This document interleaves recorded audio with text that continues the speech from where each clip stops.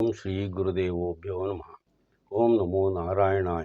ಓಂ ನಮೋ ಭಗವತೆ ವಾಸುದೇವಾಯ. ನಮಸ್ಕಾರ. ಕಾಮಾಕ್ಷಿ ಅಸ್ಟ್ರಾಲಜಿಗೆ ನಿಮಗೆಲ್ಲ ಸ್ವಾಗತ. ಬಹಳ ದಿನಗಳ ನಂತರ ನಿಮ್ಮನ್ನು ಭೇಟಿ ಮಾಡ್ತಾ ಇದ್ದೇನೆ. ಕಾರಣಾಂತರದಿಂದ ತಡ ಆಯಿತು, ಅದಕ್ಕಾಗಿ ಬೇಸರವೂ ಇದೆ.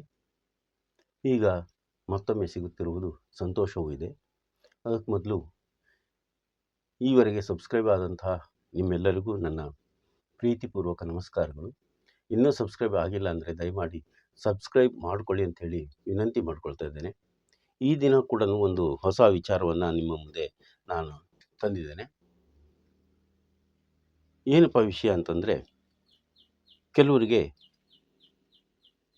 ಜ್ಯೋತಿಷ್ಯ ಅಲ್ಪ ಸ್ವಲ್ಪ ಗೊತ್ತಿರುತ್ತೆ, ಆದರೆ ಅದನ್ನು ಹೇಗೆ ನೋಡಬೇಕು ಅನ್ನೋದು ಗೊತ್ತಿರೋಲ್ಲ.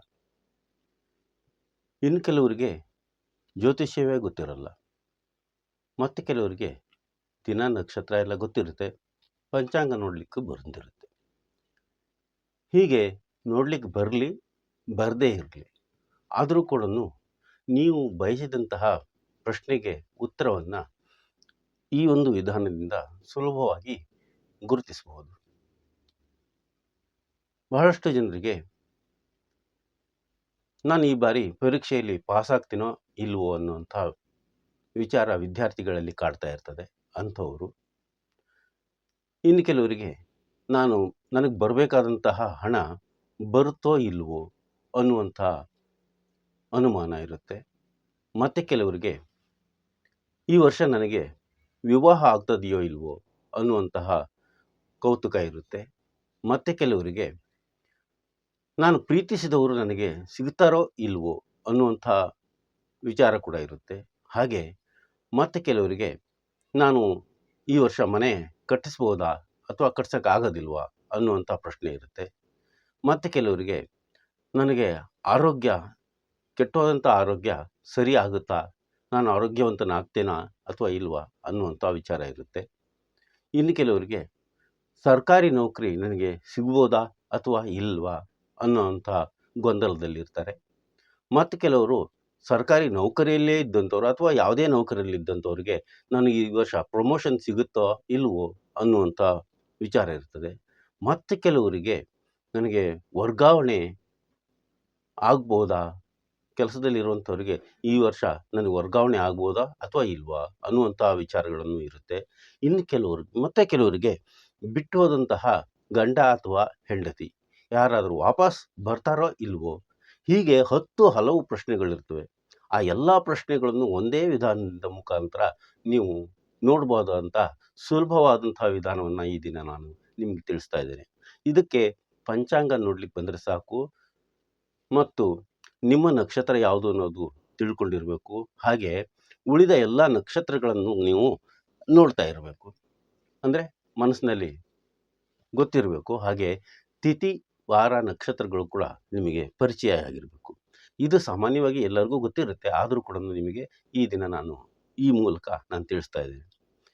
ಇದಕ್ಕೆ ಮಾಡಬೇಕಾಗಿದ್ದ ಕೆಲಸ ಇಷ್ಟೇ. ನೀವೇನು ಯಾವ ಕುಂಡಲಿ ಹಾಕಬೇಕಾದ ಅವಶ್ಯಕತೆ ಇಲ್ಲ, ಏನೂ ಇಲ್ಲ. ಆದರೆ ಪಂಚಾಂಗವನ್ನು ನೀವು ಇಟ್ಕೊಂಡು ಬಿಟ್ಟರೆ ಎದುರಿಗೆ ಸಾಕಾಗುತ್ತೆ.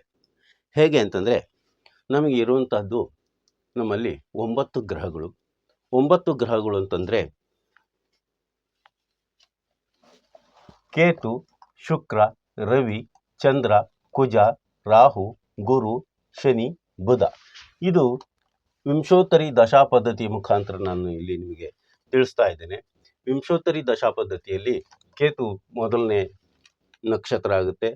ಆ ಕೇತುವಿಗೆ 3 ನಕ್ಷತ್ರಗಳಿರುತ್ತವೆ: ಅಶ್ವಿನಿ, ಮಖ, ಮೂಲ. ಹಾಗೆ ಶುಕ್ರ ಗ್ರಹಕ್ಕೆ ಭರಣಿ, ಪುಬ್ಬ, ಪೂರ್ವಾಷಾಢ. ರವಿ ಗ್ರಹಕ್ಕೆ ಕೃತಿಕ, ಉತ್ತರ, ಉತ್ತರಾಷಾಢ. ಚಂದ್ರ ಗ್ರಹಕ್ಕೆ ರೋಹಿಣಿ, ಹಸ್ತ, ಶ್ರವಣ ನಕ್ಷತ್ರಗಳು. ಕುಜ ಗ್ರಹಕ್ಕೆ ಮೃಗಶಿರ, ಚಿತ್ತ, ಧನಿಷ್ಠ ನಕ್ಷತ್ರಗಳು ಬರುತ್ತವೆ. ರಾಹುವಿಗೆ ಆರಿದ್ರ, ಸ್ವಾತಿ, ಶತಭೀಷ ನಕ್ಷತ್ರಗಳು ಬರುತ್ತವೆ.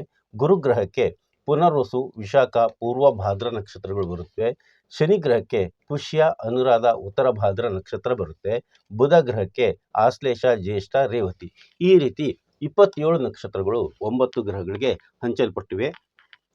ಇದನ್ನು ನೀವು ಗಮನದಲ್ಲಿಟ್ಕೋಬೇಕಾಗುತ್ತೆ. ಹಾಗೆ ತಿಥಿಗಳು ಯಾವ ರೀತಿ ಬರುತ್ತೆ ಅಂದರೆ ಪಾಡ್ಯ ಅಂದರೆ ಮೊದಲನೇದು, ನಂತರ ಬಿದಿಗೆ, ತದಿಗೆ, ಚತುರ್ಥಿ, ಪಂಚಮಿ, ಷಷ್ಠಿ, ಸಪ್ತಮಿ, ಅಷ್ಟಮಿ, ನವಮಿ, ದಶಮಿ, ಏಕಾದಶಿ, ದ್ವಾದಶಿ, ತ್ರಯೋದಶಿ, ಚತುರ್ದಶಿ, ಹುಣ್ಣಿಮೆ ಅಥವಾ ಅಮಾವಾಸ್ಯೆ. ಇದರಲ್ಲಿ ನೀಲಿ ಅಕ್ಷರದಲ್ಲಿ ಬರೆದಂತಹ ತಿಥಿಗಳು ಅತ್ಯುತ್ತಮ ಅಂತ ಆಗಿರುತ್ತೆ. ಹಾಗೆ ನಮ್ಮ ಜನ್ಮ ನಕ್ಷತ್ರದಿಂದ ಅಂದರೆ ನೀವು ಯಾವ ನಕ್ಷತ್ರದಲ್ಲಿ ಹುಟ್ಟಿದ್ದೀರಿ ಆ ನಕ್ಷತ್ರದಿಂದ ನೀವು ಎಣಿಸ್ಕೋಬೇಕಾಗತ್ತೆ. 1, 2 ಮಖ ನಕ್ಷತ್ರದಲ್ಲಿ ಹುಟ್ಟಿದರೆ ಮಖ 1, ಮೂಲ ಮಖ, ಪುಬ್ಬ ಹೀಗೆ ಎಣಿಸ್ಕೊಂತ ಬರಬೇಕಾಗುತ್ತೆ. ಮಖ, ಪುಬ್ಬ, ಉತ್ತರ, ಹಸ್ತ, ಚಿತ್ತ, ಸ್ವಾತಿ, ವಿಶಾಖ, ಅನುರಾಧ, ಜ್ಯೇಷ್ಠ, ಮೂಲ, ರೇವತಿ ಆದಮೇಲೆ ಮತ್ತೆ ಅಶ್ವಿನಿ, ಭರಣಿ, ಈ ರೀತಿ ನಕ್ಷತ್ರಗಳನ್ನು ನೀವು ಎಣಿಸ್ಬೇಕಾಗುತ್ತೆ. ಆ ನಕ್ಷತ್ರಗಳು ಎಣಿಸಿದಾಗ ನಿಮ್ಮ ಜನ್ಮ ನಕ್ಷತ್ರದಿಂದ 2, 4, 6, 8, 9 ಈ ನಕ್ಷತ್ರಗಳು ಬಂದಾಗ ಅತ್ಯಂತ ಶುಭವಾಗಿರುತ್ತೆ. ಈಗ ನೀವು ಮಾಡಬೇಕಾಗಿರುವಂತಹ ವಿಚಾರಗಳು ಇಷ್ಟೇನೆ. ಕೇತು, ಶುಕ್ರ, ರವಿ, ಚಂದ್ರ, ಕುಜ, ರಾಹು, ಗುರು, ಶನಿ, ಬುಧ ಈ 9 ಗ್ರಹಗಳನ್ನು ಒಂದು ಪೇಪರ್ ತೆಗೆದುಕೊಂಡು 9 ಪೀಸ್ ಮಾಡಿಕೊಂಡು ಅದರಲ್ಲಿ ಈ ಗ್ರಹಗಳ ಹೆಸರುಗಳನ್ನು ಬರೆದು ಮಡಚಿ ಕಾಣದಂತೆ ಮಡಚಿ ಒಂದು ಕಡೆ ಇಡಬೇಕು. ನಿಮಗೆ ಏನು ಪ್ರಶ್ನೆ, ನಾನು ಇಲ್ಲಿ ಇಷ್ಟೆಲ್ಲ ಹೇಳಿದೆ, ಇನ್ನೂ ಸಾಕಷ್ಟು ಪ್ರಶ್ನೆಗಳು ನಿಮ್ಮ ಮನಸ್ಸಿನಲ್ಲಿ ಇರುತ್ತವೆ.